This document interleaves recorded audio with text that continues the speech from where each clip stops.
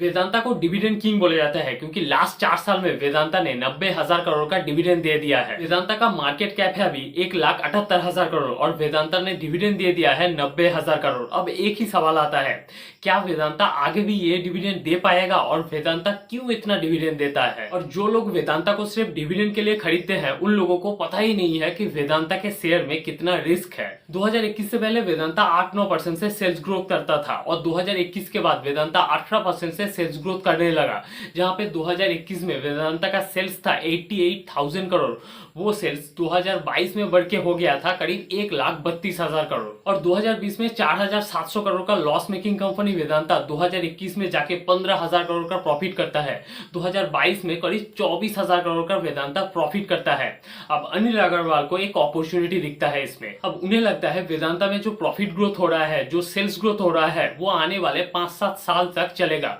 तो उन्होंने क्या किया, उन्होंने वेदांता में अपनी होल्डिंग को बढ़ा लिया ताकि बाद में वेदांता का शेयर प्राइस जब बढ़े, वेदांता जब डिविडेंड दे, तब सबसे ज्यादा फायदा हो अनिल अग्रवाल को। 2020 में अनिल अग्रवाल का वेदांता में होल्डिंग था 50%, 2021 में वो बढ़ के हो गया 55% और 2022 में वही होल्डिंग बढ़ के हो गया था 69.69%। अब यहीं से वेदांता में डिविडेंड का प्रॉब्लम स्टार्ट होता है। अब बहुत लोगों को लगेगा कि इसमें प्रॉब्लम क्या है, तो ध्यान से समझिए। अब अनिल अग्रवाल ने अपने प्रोमोटर होल्डिंग को तो बढ़ा लिया था और पैसा उठाया था अपने ही कंपनी को शेयर को प्लेज करके। लंदन के स्टॉक मार्केट में लिस्टेड एक कंपनी है वेदांता रिसोर्स नाम का। इस कंपनी का मालिक है अनिल अग्रवाल। अनिल अग्रवाल वेदांता रिसोर्स के थ्रू इंडिया में टेक्निकली 2 कंपनी को ओन करता है, एक है वेदांता लिमिटेड और एक है हिंदुस्तान जिंक, क्योंकि हिंदुस्तान जिंक में 64% शेयर होल्डिंग वेदांता का ही है। इसका मतलब हिंदुस्तान जिंक का प्रोमोटर है वेदांता लिमिटेड, वेदांता लिमिटेड का प्रोमोटर है वेदांता रिसोर्स और वेदांता रिसोर्स का मालिक है अनिल अग्रवाल। अब इंडियन वेदांता में अपने होल्डिंग को बढ़ाने के लिए अनिल अग्रवाल ने वेदांता रिसोर्स के सारे शेयर को प्लेज करवा दिया और बॉन्ड इशू करवा दिया। ऐसे करीब $16 बिलियन मार्केट से उठाया। इसीलिए आप एक चीज देखना कि हिंदुस्तान जिंक में और वेदांता में प्रोमोटर होल्डिंग 99.99% प्लेस दिखाता है, क्योंकि इन दोनों कंपनी का ही जो प्रोमोटर कंपनी है वेदांता रिसोर्स, उसके सारे शेयर अनिल अग्रवाल ने गिरवी रख दिया है। अब मेन बात पे आते हैं, क्यों इतना डिविडेंड? देखिए, अगर लोन लिया है और बॉन्ड इशू किया है तो उसका इंटरेस्ट तो पेमेंट करना पड़ेगा। तो आने वाले 3 सालों के अंदर अनिल अग्रवाल को, मतलब वेदांता रिसोर्स को, $3.2 बिलियन का इंटरेस्ट पेमेंट करना है, बॉन्ड इंटरेस्ट पेमेंट करना है। अगर ये इंटरेस्ट पेमेंट अनिल अग्रवाल नहीं कर पाता है तो वो एक तरीके से बैंकक्रप्ट हो जाएगा। इसीलिए वेदांता और हिंदुस्तान जिंक इतना डिविडेंड देता है। अब सिचुएशन को समझिए। हिंदुस्तान जिंक डिविडेंड देता है, वो डिविडेंड मिलता है वेदांता को। वेदांता डिविडेंड देता है, वो डिविडेंड मिलता है वेदांता रिसोर्स को।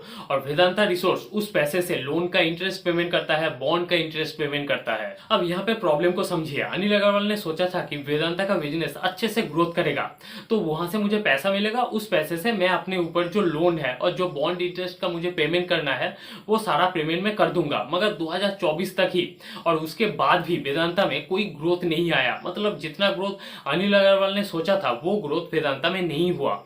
अब वेदांता के पास पैसा नहीं है, बॉन्ड का इंटरेस्ट पेमेंट करना है, लोन का इंटरेस्ट पेमेंट करना है, पैसा कहां से आएगा? इसीलिए वेदांता इतना ज्यादा डिविडेंड देता है ताकि वेदांता रिसोर्स के पास पैसा आए और वेदांता रिसोर्स उस पैसे से अपने लोन को चुका सके, बॉन्ड इंटरेस्ट का पेमेंट कर सके। अब आप बोलेंगे कि वेदांता का डिविडेंड देता है तो इसमें प्रॉब्लम क्या है? देखिए, वेदांता कैसे डिविडेंड देता है? अपने कंपनी के ही एसेट को ही बेच के डिविडेंड देता है, अपने कंपनी के नाम पे लोन उठाता है और उस पैसे से डिविडेंड देता है।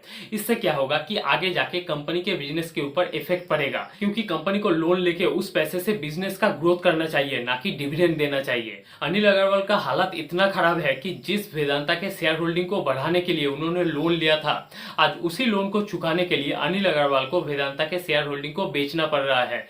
जून 2023 में वेदांता में अनिल अग्रवाल का होल्डिंग था 68%। आज जून 2024 में वेदांता में अनिल अग्रवाल का होल्डिंग घट के हो गया है 56%। बस आप इतना समझ लीजिए, अगर किसी दिन वेदांता लिमिटेड और हिंदुस्तान जिंक डिविडेंड देना बंद कर देता है तो अनिल अग्रवाल अनिल अंबानी बन जाएगा और पूरा बैंकक्रप्ट हो जाएगा और उन्हें लंदन जाना पड़ेगा। मगर इसमें उन्हें कोई प्रॉब्लम नहीं होगा क्योंकि वो पहले से ही लंदन में रहते हैं।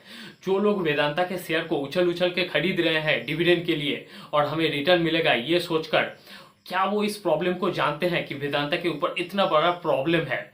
वेदांता का प्रोमोटर अपनी ही कंपनी को उठाने पे तुला हुआ है डिविडेंड के चक्कर में और खुद को लोन से बचाने के लिए और बैंकरप्सी से बचाने के लिए।